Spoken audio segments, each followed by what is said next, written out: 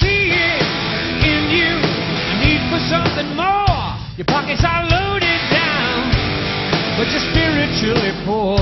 I'm the solution you need. You don't know it now, but I'm the interface between you and higher power.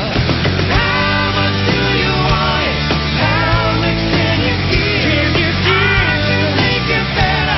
Teach you how to live. Take it to the river. Wash your sins away. I'll deal with my hands.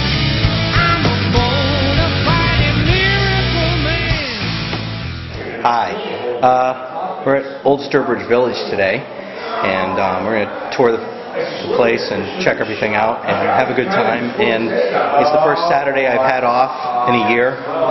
It's like 70 degrees out. It's awesome. And we're going to share it with you fine people over wherever tube and whatever else. And that's Brian in the background making all the noise.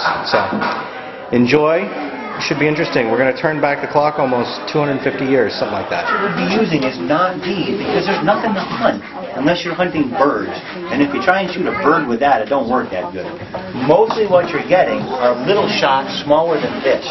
And those are actually made, well, even smaller. And the way that they make them is they use what's called a shot tower. Small. All different, there's a lot of different sizes of bird shots. But if they make them small, what they do is they take the little kettle of melted lead, bring it up onto a tower and pour it off. And as you pour it, it falls and separates and turns round and cools off. And it falls into water, and what they do is to separate the sizes, you put them through different screens. And that way you get different size shot. They won't be perfect, but if you're firing them out of a shotgun, it ain't got to be perfect. If you're going to be making, you know, a 75 caliber musket ball, it has to be 75 caliber, so you got to use a mold. And most people aren't using these. And if you did need this, you could just go to the store and buy it if you want. I'm cheap, so I make my own because I'm cheap. Most people. This is an exhibit store, so this is really to show you what a store was like back in our village. Oh, okay. And so it's selling things that people don't make. This is at a time when you had to make your own clothing. Yeah. You couldn't buy shoes and hats ready-made, but generally half the inventory would be things for making clothing, cloth, ribbons, buttons, sewing kits. General merchandise in these stores. Dishes, farm tools, spices from South America. The only country we're not trading with is Japan. So we're back east, so we're only about 60 miles from Boston. So these stores would be pretty well stocked. Brian just discovered the outhouse. Yeah. Not much privacy. Welcome, you old twinkle carts. Oh, I mean, there must have been a door here It's at right some there. point. There's a door right there. Oh, okay. I thought that was... Never mind. Maybe use the bathroom here? And you people think you have it bad in public restrooms. That's a public restroom right Yeah, that was a public restroom.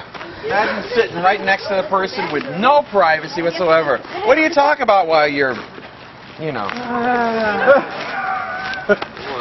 Using the latrine? Yeah. Something along the lines of ignore them entirely. It's probably like modern day etiquette when men go into a restroom. Like women are all talky and everything, but men just, they have the no speak, and if you do speak, you're really...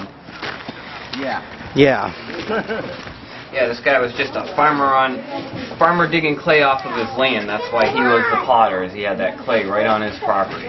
Wow. Usually dig it out of a pond or a river or a stream, and he did this as a sideline job around his farming, and he just made simple utilitarian products mostly. Cooking pots, storage jars, pitchers, jugs, things like that. So he had nothing really fancy or decorative, just plain, simple, everyday use type items.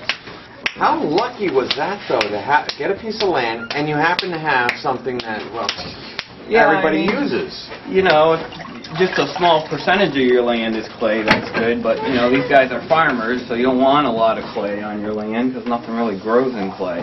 Right. So, you know, farm of maybe 80, 90 acres, if you have a couple acres of clay, you could do this job. And so you find this guy doing this in the summertime. In the spring and fall, he's busy working on his farm, and in the wintertime, it's too cold, the clay would be frozen.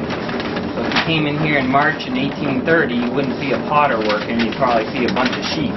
This was just an outbuilding on his farm. Most farmers in the countryside did other jobs besides farming. The only reason you do this is if you had this clay. You Other farmers did things like carpentry and canning and things like that. This guy made pottery because he had that clay on his lands. What I'm making today are these little pots over here called ink wells or ink stands. One of the smaller pots this guy would make, but they're actually one of the harder pots to make. You have two chambers in one little pot, so you have to pull up the center wall. And that's where your ink will go, is in this center chamber. When do you get the fire over? When you have enough to load your kiln. Put about 800-900 pots at a time in the kiln across the road. So now I'm going to pinch the outer wall and pull that one up too.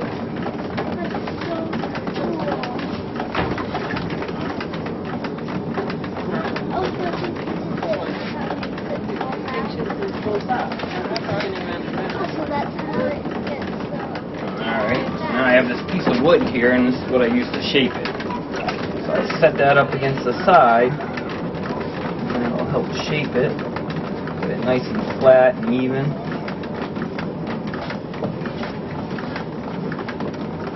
And now what I'll do, I'm going to take my fingers and pinch this outer wall up against that inner wall.